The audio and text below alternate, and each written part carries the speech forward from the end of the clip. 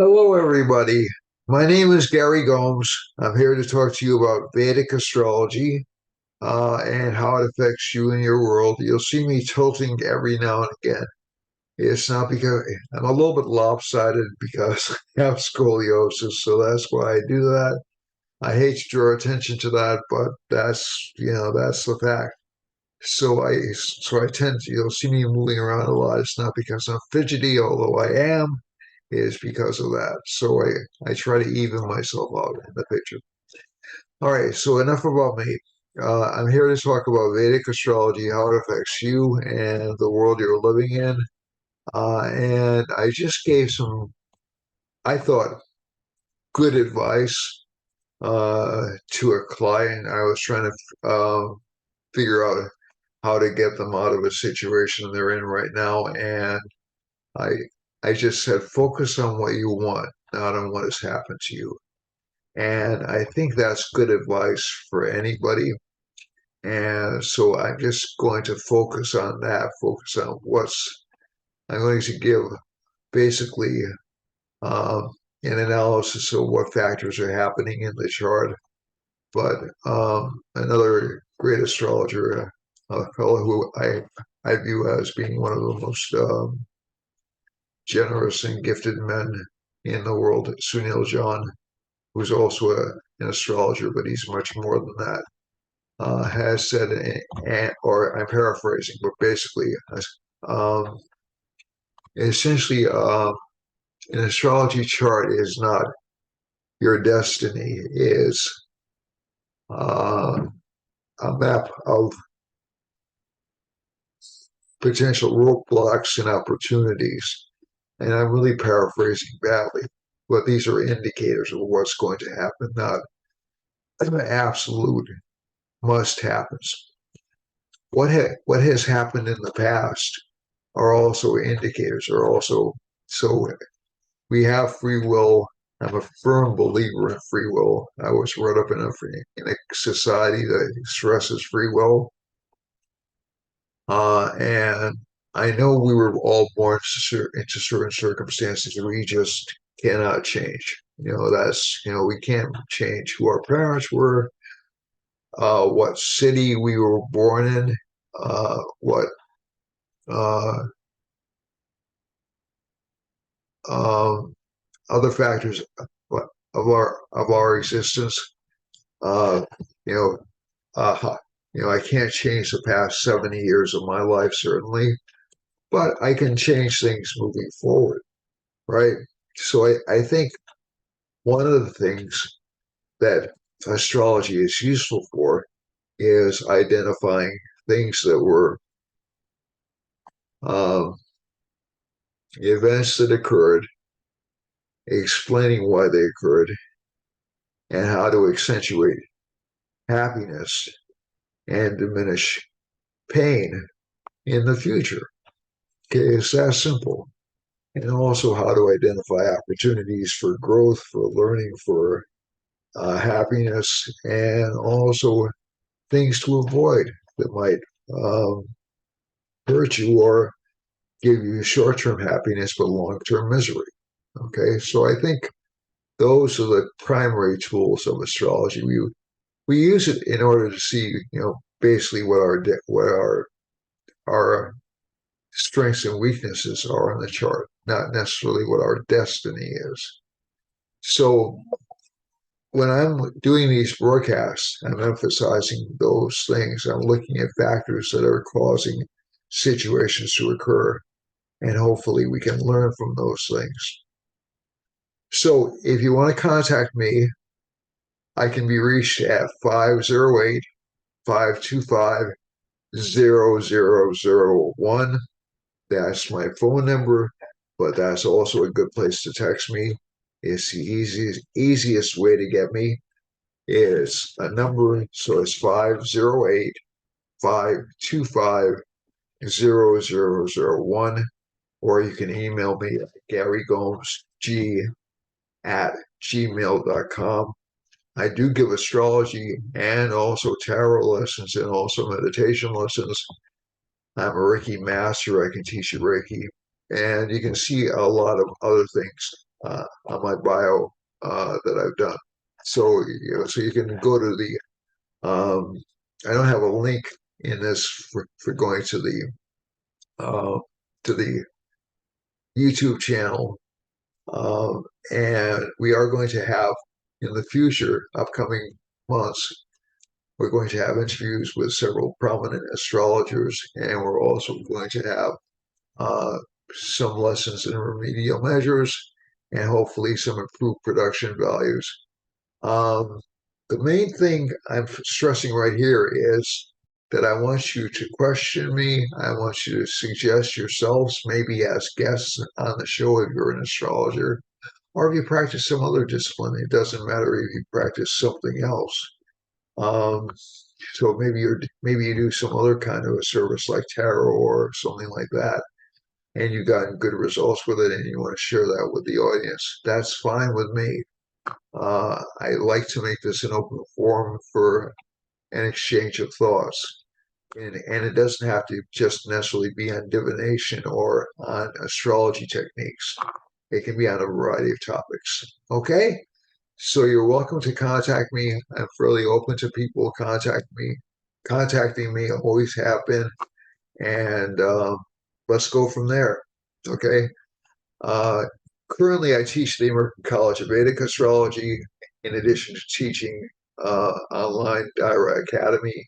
And those are good sites for learning astrology, but there are a lot of astrology teachers out there, and you can see them all if you go to the Council of Vedic Astrology website. That's a good place to start. Or you can go to Saptarishi Astrology in India.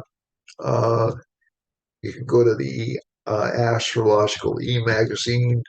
Uh, my friends Johnny Patry and Ernest Wilhelm have schools. My friend Sam Jeffy has a school. There are a lot of people you can learn from. And I apologize if I left anybody out. Okay.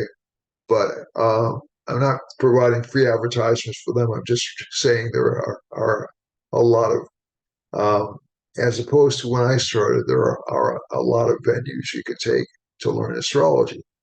Uh, I like my approach the best, but that's me. It doesn't mean uh, what's important is for you to pick the best venue, either to get a reading or to learn for yourselves. It's important for you to get a good match.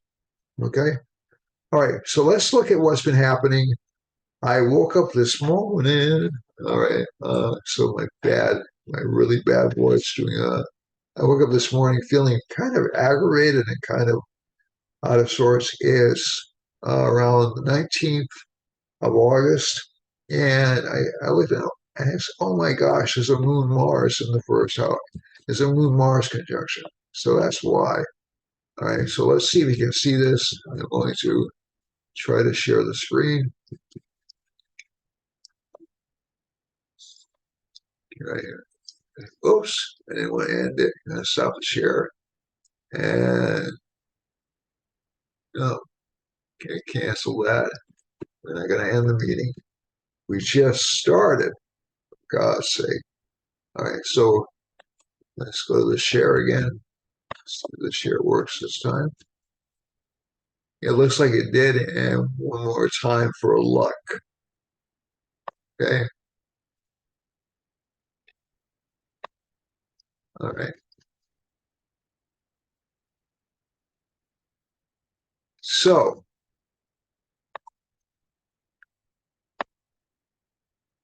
all right. So you have, um, yeah, this is kind of an interesting chart because um, the Sun Mercury Mars combination that we just had, aspected by Saturn, is now past.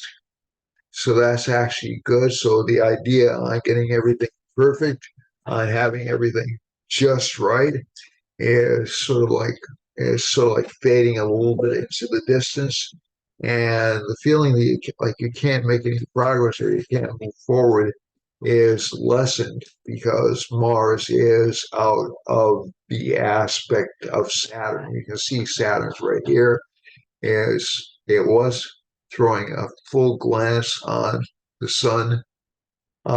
Just recently, Venus, earlier, is still affecting Venus, by the way. And um, it was also aspecting Mars and the moon over the past couple of days. So nothing seemed to go right, or at least exactly right, over the past couple of days. And I think one of the things that happens when you have this kind of a combination is everybody feels a little bit aggravated. They're going to feel a little bit aggravated for about 2 days, and maybe even a little bit down or disconnected early in the week. The moon is right now at 6 degrees of Virgo. So right now we're in a stage where we're getting ready to get involved in prediction. And Mars is really early in the sign. It's just beginning to enter the sign. So I think one of the things you'll notice is that you'll get a kind of a nervous energy release. Mars is in a sign ruled by Virgo. That's still not a good combination for telling the truth, to be honest with you. Mars, eh, Virgo, Mercury and Mars are enemy planets. They don't like each other in Indian astrology or in Vedic astrology. And whenever Mars sits in Virgo, there's this tendency to attack critically. And it's a little bit more honest than than um, the Mars Mercury conjunction, because everything's done for political reasons during a Mars Mercury conjunction. And I'm going to talk about the indictments, and also about the other things that are happening around the world in just a couple of minutes. But I just want to give you an overlay of where the planets are right now. So in general, people will be a little bit um, more um, hostile, maybe a little bit more hopeless as the week begins. They'll fade through. Um, and the week's going to be kind of a downer week, if I'm perfectly honest with you. It's not really a bad one, but it's going to be more of an introspective week. And people are going to have short outbursts of temper or a certain amount of laziness, especially as you go into Monday, Tuesday, and Wednesday, um, and even all the way. And we really won't come out of that until about Friday or so. The sun is aspected by Saturn. That also tends to make authority figures that really, really harsh or really, really difficult to deal with. Saturn's aspecting Venus. I've had a lot of contacts from people who are having romantic or business problems lately. Um, that's sort of so essentially in astrology, in anything really. Marriages or romantic relationships and business partnerships have certain things in common. That is, you come together to form a certain enterprise. Now, one enterprise may be for the idea of enjoying each other's company. Another one may be for the idea of building a future together. Another one may be for the idea of making money and accomplishing a task. But they're all, I hate to put it this way, they're all sort of business enterprises, which sounds really callous and really cold, but at its heart, they involve a certain amount of cooperation, working with other people, working with other individuals. So I think that the business partnership analogy is not far from the truth. It doesn't mean that some don't have emotional components to them. I'm certain that some of you have felt very emotionally about your job. You either loved or hated your job the same way as you loved or hated your relationship partner or your romantic partner. Been disappointed in or happy with your relationship or romantic partner. So they're similar energies, although not identical. Okay. But there's always some kind of a payoff or some kind of a satisfaction. You're in a relationship because the person gives you something uh, that you don't have. Okay. They give you love, or they give you validation, or they give you something like that. The business partnership gives you camaraderie, but it also gives you money. Friendships have also been affected by this combination as well. So a lot of people are more hostile or more difficult for their friends.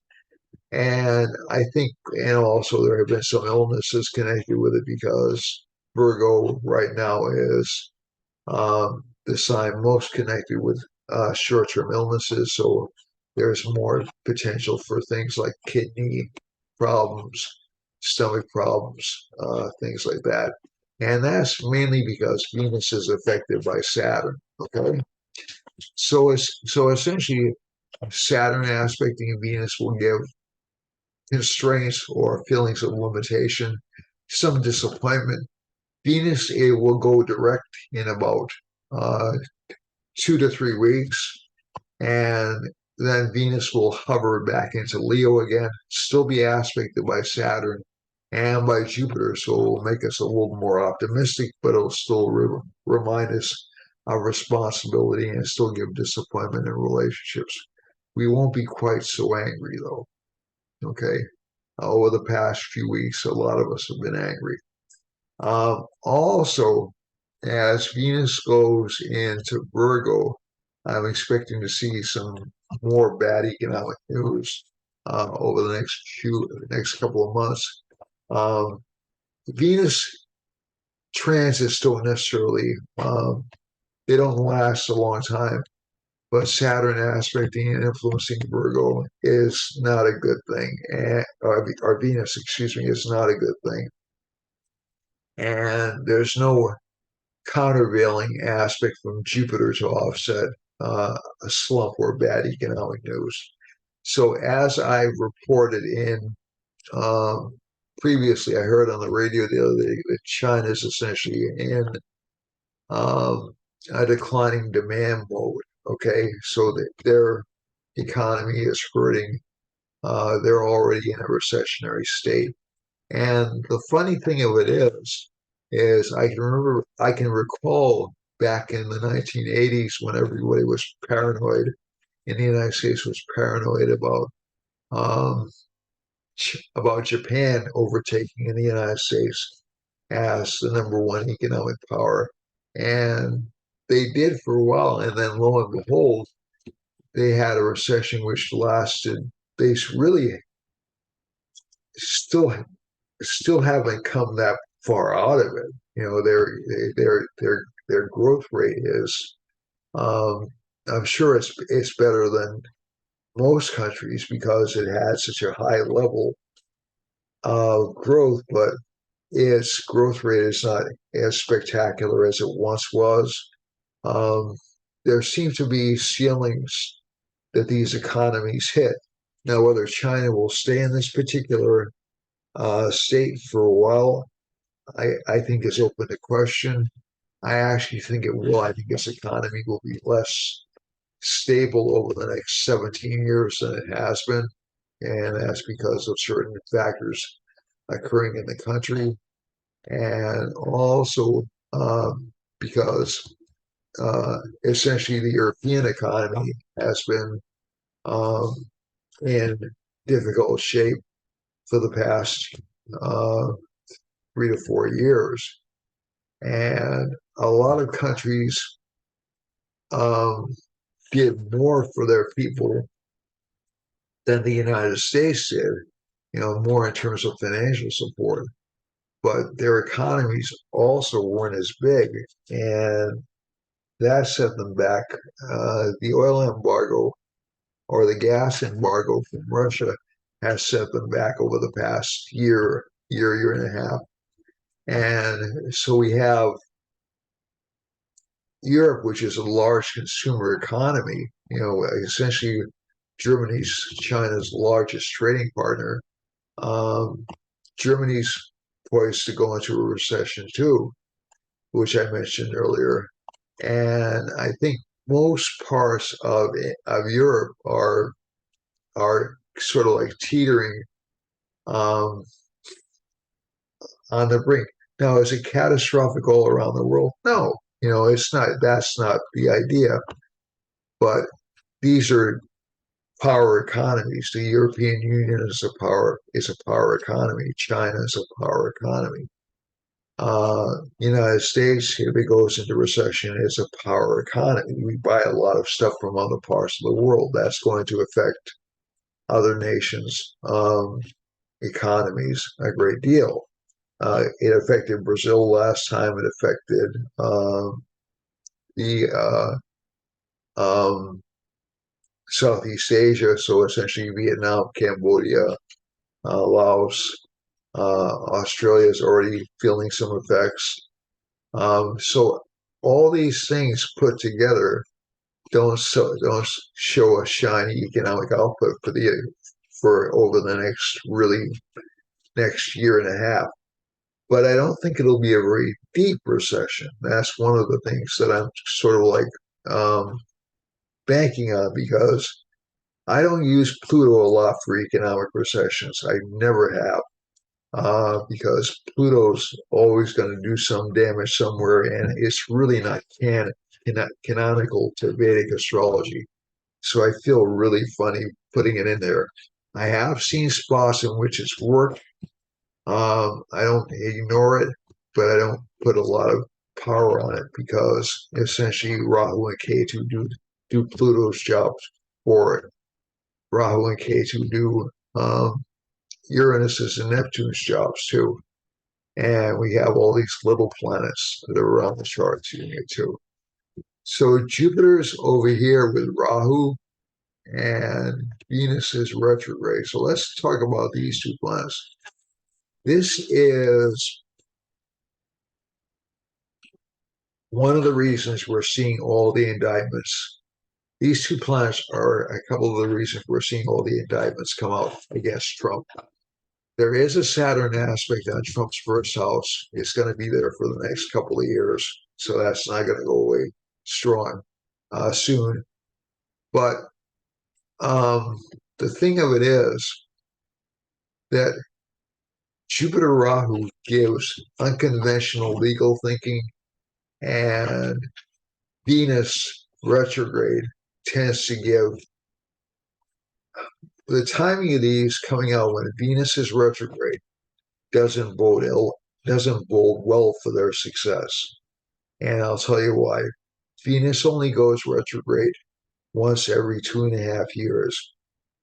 When Venus goes direct, you'll start to see more traditional legal interpretations coming up.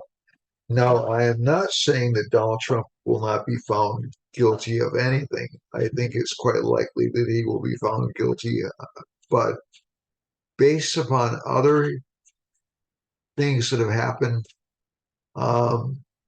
when these planets have been in states like this, I'm expecting these legal issues to drag out for years. I mean, literally years. So I would not bank on anybody seeing a person like Donald Trump go to jail anytime soon.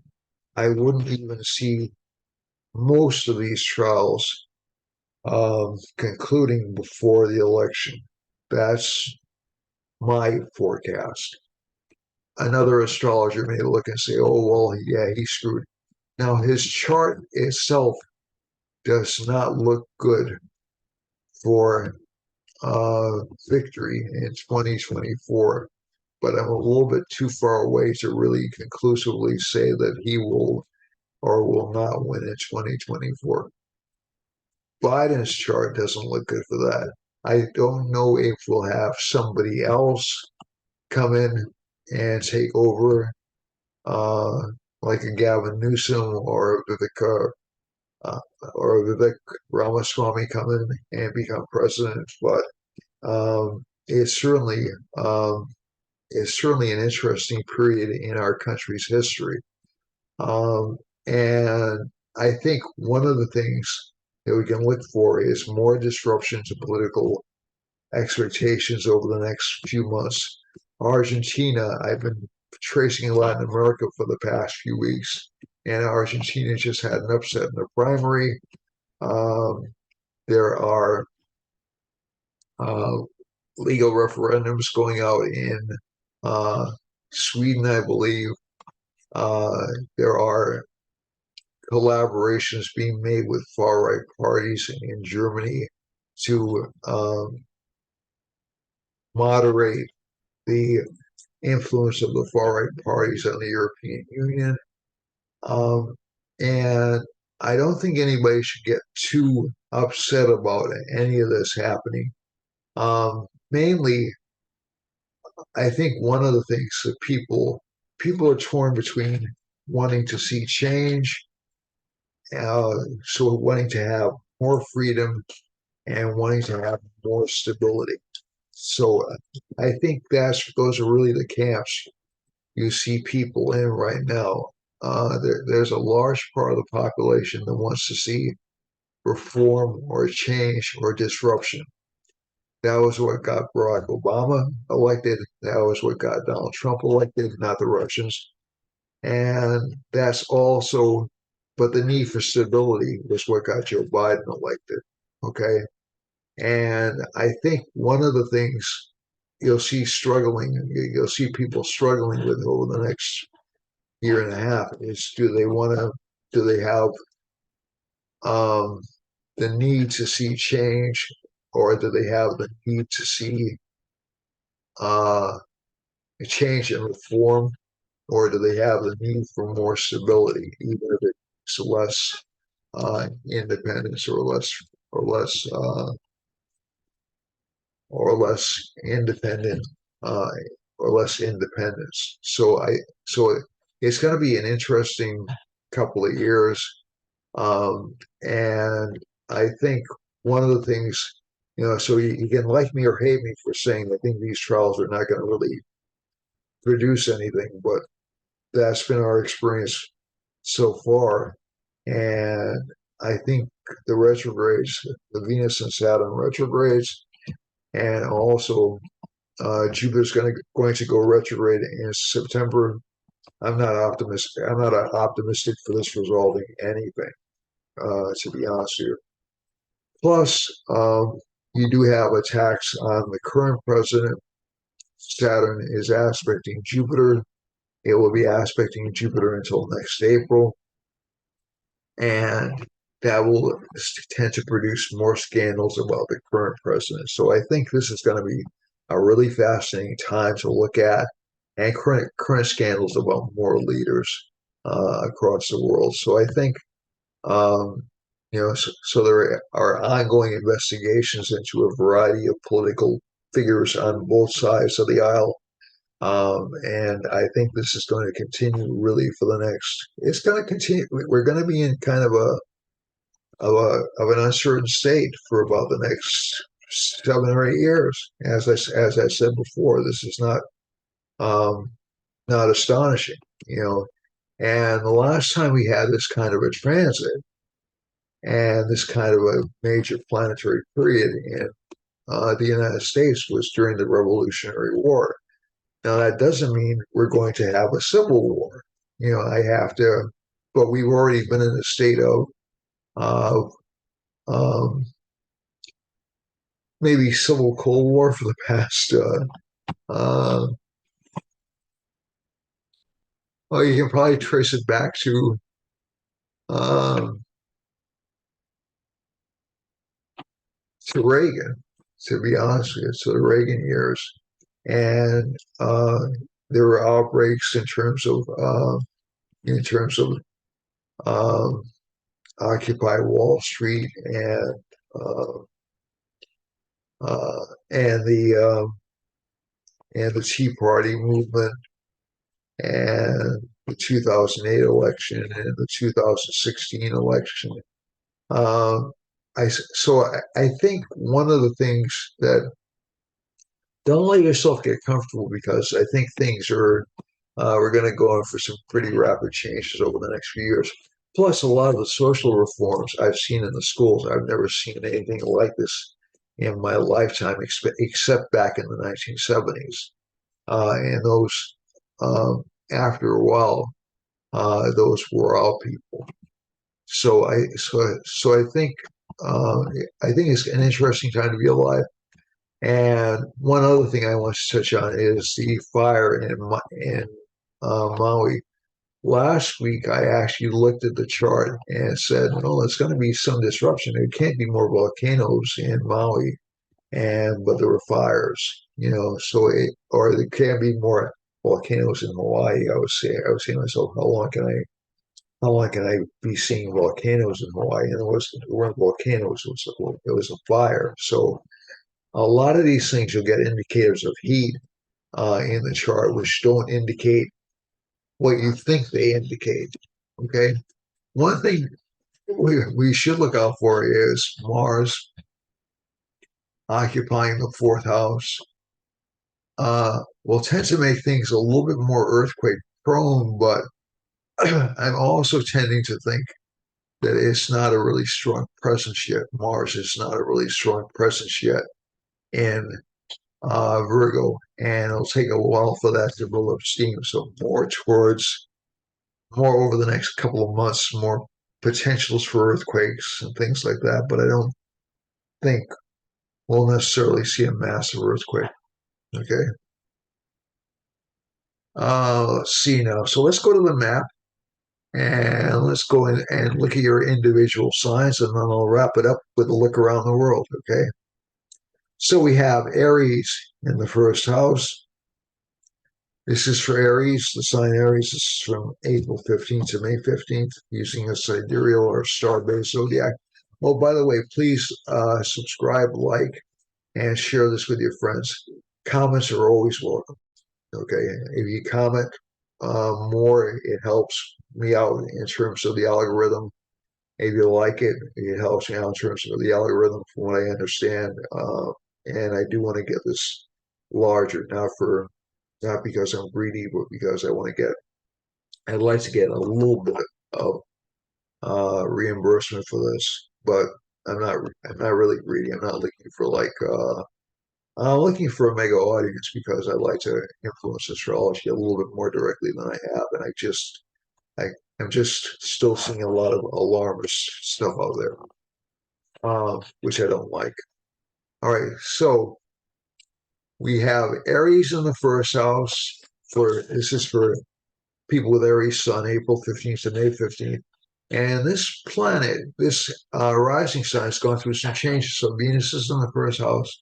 There's a lot of attention on home life. This sign's calmed down quite a bit over the past few months. You have at least some stability in terms of children and luck for this particular planet. Sun's in its own sign in the fifth house, so the luck of this particular planet will improve. Mars is in the sixth house, so there'll be some struggles to put yourself forward or to improve your life, but you'll be able to accomplish those within a couple of months. K2 is still in the seventh house. It's a little bit difficult because it affects long-term relationships, but Aries themselves haven't been that happy over the past few months either. And Saturn still continues to aspect the first house, so this will give slowness in terms of economic growth or financial growth. Relationship life, though, looks a little bit better for this sign, and home life looks a lot better for this sign. For Taurus, that's May 15th to June 15th. This sign has Venus in the third house, so it's not really going to make a lot of tries to change its life. It's going to sort of like flow through and get a little bit nostalgic. Um, a lot of focus on home again. Uh, the Lord of the fourth house is in the fourth. A lot of focus on education. Mercury is also in the sign, so it'll give a lot of financial growth to the sign, so that's a good thing. Moon and Mars are in the fifth house. There'll be arguments with children. There'll be some arguments with bosses and with supervisors, and also on short trips. Ketu's in the sixth. Again, the sign has to be careful for health issues around its health and what it eats and its digestion. Seventh house Lord Mars is in the fifth house. So this is actually not a bad time for romantic relationships for this planet. for this for this sign rather. So actually, some good news romantically, because Venus is linked to the fifth house. It can give good love affairs, which can lead to long-term romantic relationships. Saturn's in the 10th house. Career is going to be the biggest focus for the sign, and it will delay romance for this sign, actually, or at least long-term commitments for a little while. Rahu's in the 12th house, so again, be careful with spending. That's a recurring theme for Taurus. And Venus is Lord of the 12th, so relationships will cause expenditures. For Gemini, that's June 15th to July 15th.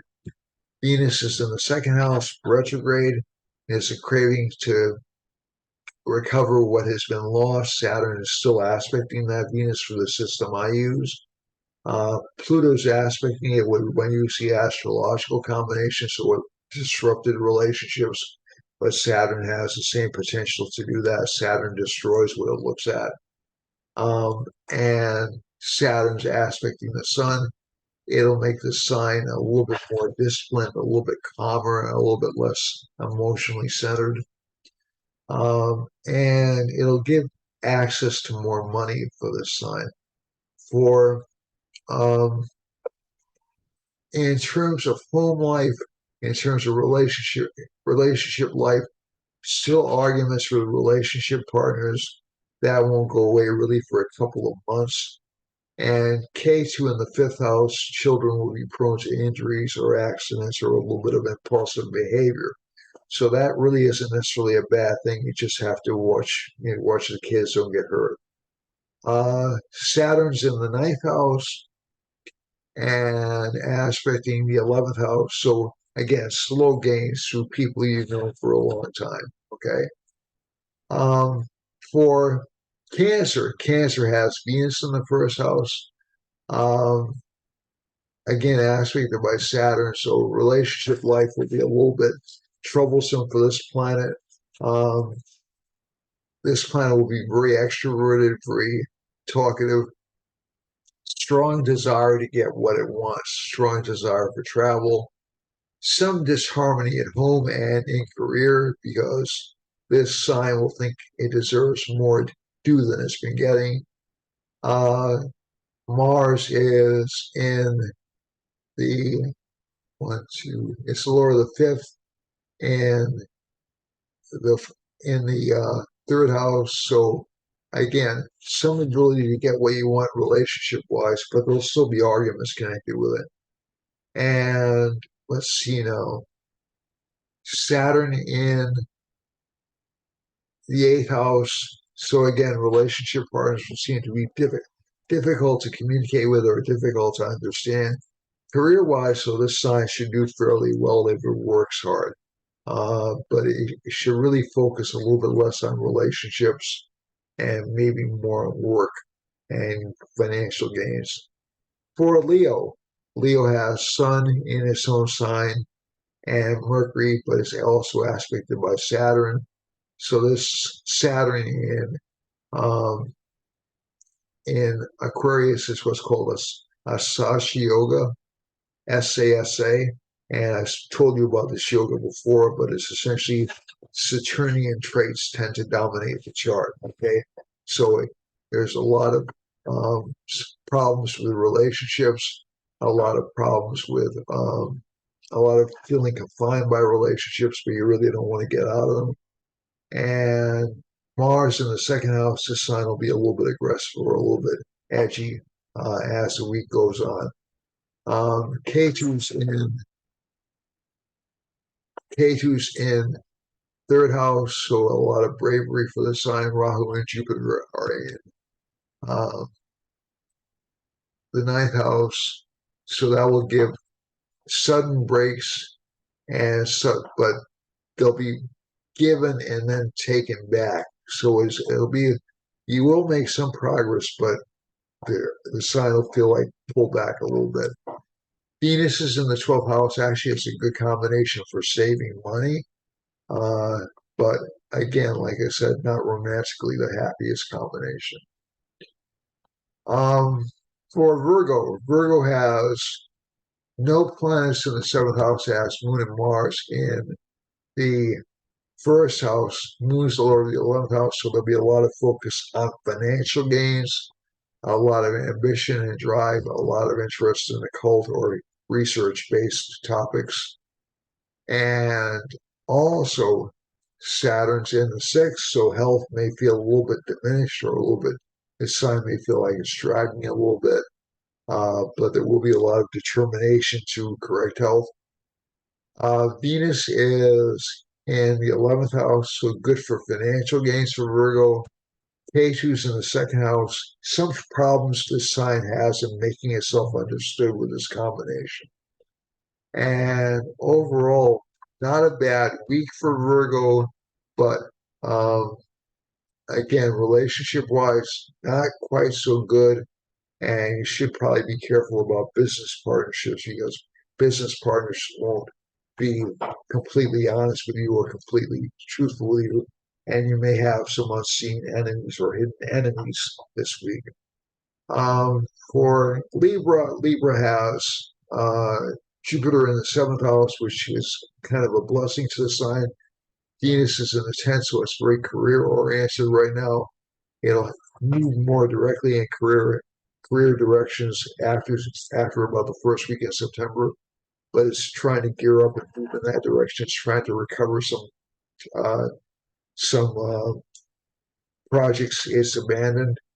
And Sun and Mercury in the 11th house, that's good for financial gains. K2's in the first. It does make this sign a little bit lazy and a little bit tough to notice, to be truthful. Saturn's in the fifth, not a bad planet for Libra rising. It'll make it work harder. It'll make it focus on success, more willing to work. So overall, not a bad week for Libra. Relationship wise, I probably still wouldn't recommend Libras consider getting into relationships unless they want pretty miserable ones. But overall, this is not a bad combination. For Scorpio, Scorpio has uh, Mars and Moon in the 11th house. That's a good combination for financial success. Moon is considered uh, not really a good planet, uh, but overall in the 11th house, most planets deliver some financial gains, but it can be a little bit difficult for parents and um, and teachers will be a little bit harsh. Venus, Lord of the seventh, is in the ninth, so not a bad relationship week for Scorpio. Saturn's in the fourth, a lot of pressure at home. Rahu and Jupiter are in the sixth.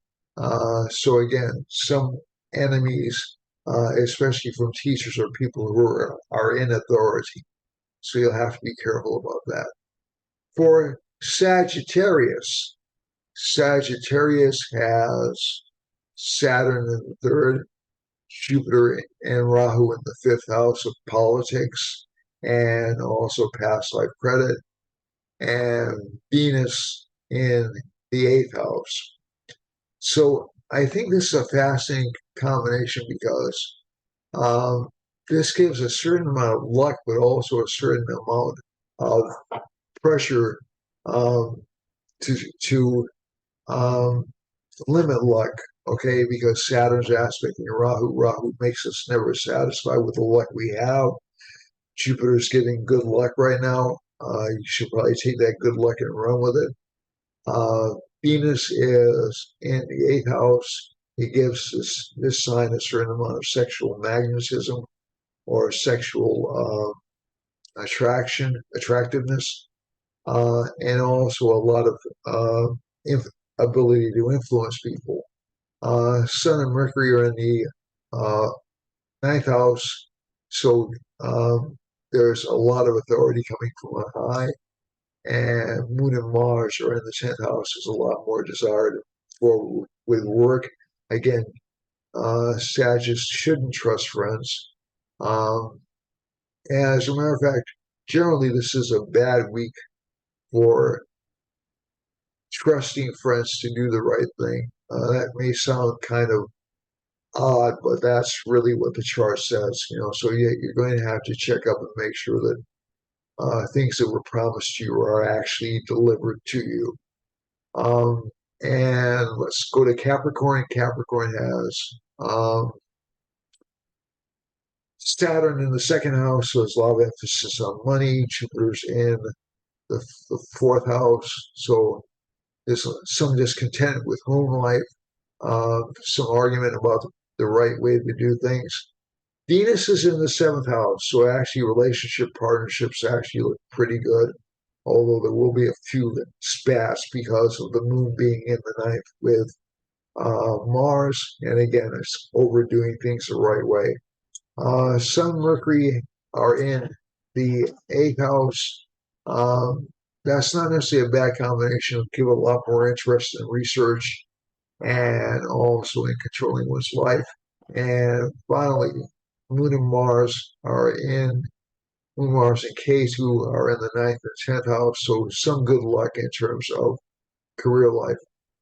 For Aquarius, Aquarius has Rahu, has Saturn in the first, which I've already discussed before, Sun, Mercury in the seventh. So relationship partners will tend to take up a lot of your attention over the next month or so. Jupiter's in third house. Jupiter and Rahu in the third house are kind of interesting in that they have a good aspect on the seventh house. And essentially, this makes the sign hungry for knowledge, hungry for travel. Venus is in the sixth house, which isn't the best thing for this rising sign because Venus is a good planet for this rising sign. It should be stronger next month. Within about 3 weeks, it'll be much better place to give this sign some good results, some health issues from this placement. And again, I would encourage people to watch their kidneys, watch their liver, those parts of the body, because Venus is retrograde and influenced by Saturn. Sun and Mercury are in the seventh house. Moon and Mars are in the eighth house. So, if Moon and Mars are in the eighth house, there's a strong desire for to move forward. There is some chance, though, the relationship partners will take advantage of you and not see that they're actually causing some problems in the relationship and kind of blaming you or picking on you. So that's something to keep in mind. K2's in Libra in the ninth house, so it's unexpected shifts in luck and unexpected opportunities can be seen from that placement. For Pisces, finally, the Lord of Pisces in the second house, and that gives financial gain. Venus is in the fifth. That's a very good placement for this chart, and it gives advancement through home, financial advancement through luck, um, through past life credit, or through past measures you've taken. Sun and Mercury are in the sixth house. Not so good for relationship life. As a matter of fact, relationship life will be very tough for this sign over the next month or so. K2's in the eighth. Again, watch out for some chronic problems which may pop up. Saturn's in the 12th, heavy expenditure month. So overall, from this chart, we're not seeing a really some financial gains and some luck for Pisces, but not a lot of other areas in life going particularly strongly. Now, one thing to keep in mind about this chart is inflationary pressure will be on at least until next April, at least. And that's mainly because of the Saturn-Jupiter aspect. It may continue past that because we'll have other planets fueling it. So again, be prepared for that. All right, so let's go to the world map. The examples.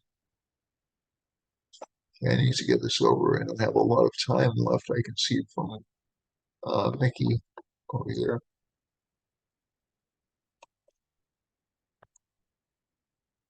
And for those of you who didn't grow up in when we had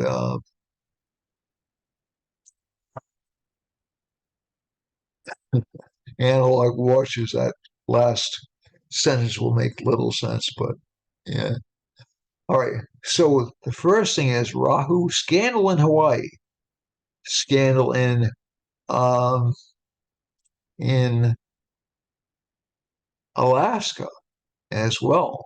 So this looks interesting. And um, the fellow who is the head of emergency services in Hawaii did resign, citing health problems. But um, yeah, there's undoubtedly a component of what happened with the fire connected with that. I would imagine. Um, but again, I'm just speculating. That's not my place to judge. I don't know for certain, but because Rahu's on that line. Yeah, it's quite possible.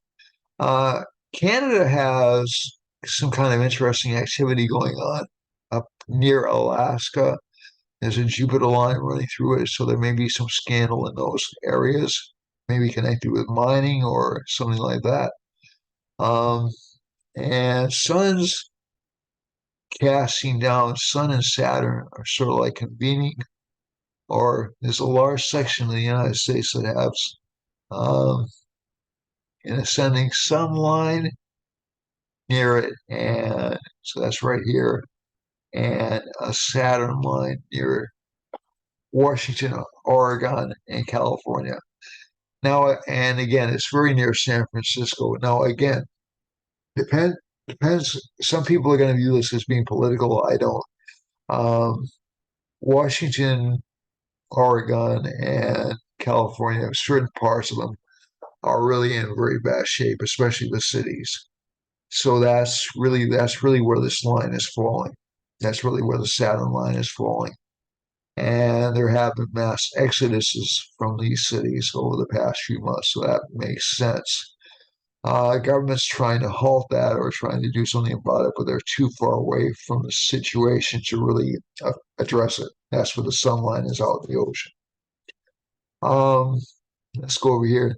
Not much happening in Texas and Mexico until we get over here, and we have um, a descending Saturn line right next to Baja California, and also we have a Mercury line running right through um, central United States. So we should hear a lot more news out of central United States, especially about government. And we have a Mars line running through here. So there may be fights or arguments or shootings in Texas. I hope not. Eastern Texas, and um, even down here in Mexico. We have a Mars line running over here. This this potential political uh, fraud or misrepresentation around this part of the country from Louisiana all the way up to Michigan. And there's a moon line, so we'll hear about it a lot. Uh, uh, so this should be some public violence around here, down around Guatemala and Nicaragua. And as we go over here, there's not much happening on the East Coast, at least not in terms of active lines. That doesn't mean nothing's happening, but basically the closest line we get is this Rahu line, which is near Newfoundland.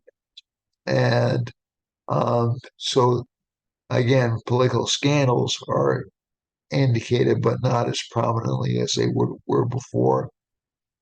Some disruption in Puerto Rico, and definitely in northern South America, Guyana, down through Ecuador, down through Argentina, down through Chile, and there's a Jupiter line running up through Argentina, which explains that upset in the election the other day, in the primary election the other day. And there's a Venus line running through uh, Rio de Janeiro. So that, to me, indicates sort of like a backstepping in the economy and the government trying to address it.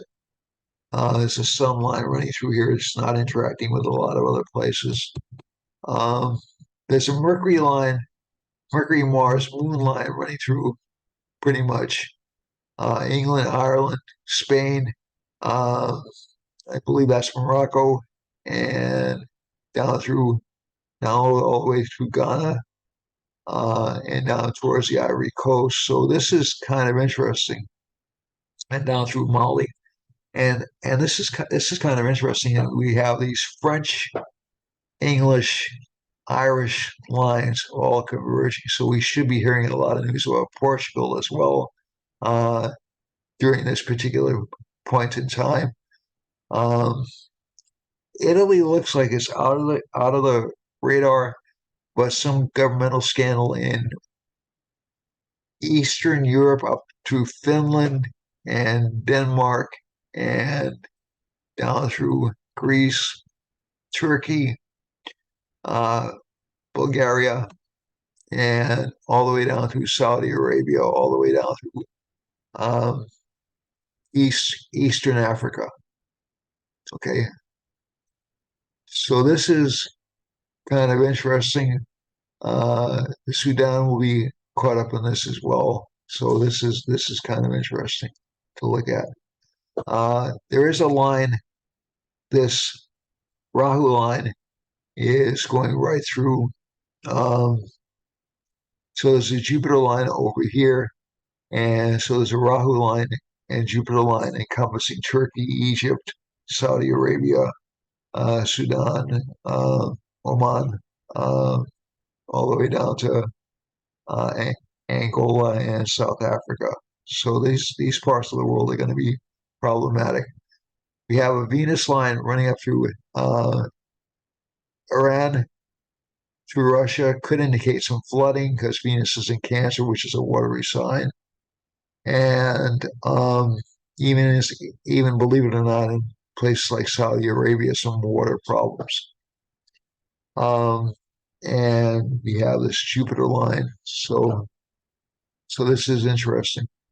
We have Sun and Sun and Saturn lines running through uh, close to Iran, but definitely through Pakistan and Afghanistan and India. So there'll be some suppressive elements of the government. This is close to New Delhi. This Saturn line is close to New Delhi.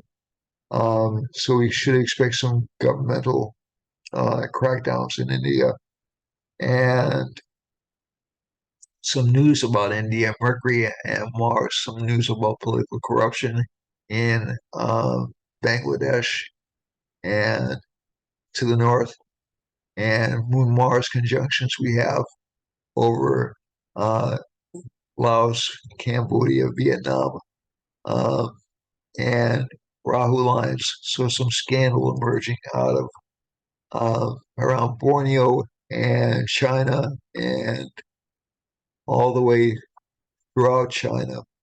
Maybe even some more scandal um, in Korea. The reason I'm gathering together the Jupiter and Rahu lines is because that indicates governmental scandal and also disappointments with teachers. And finally, when we get down uh, to New Guinea down here and to Australia, there's a Rahu line going through Western Australia and also a Jupiter line going uh, through Australia. So again, some governmental scandals going all the way down to Tasmania. And finally, Japan is going to have some a Venus line, so some danger of flooding or water problems, some government overreach in Japan, and some slight uh, scandals in our friends in New Zealand.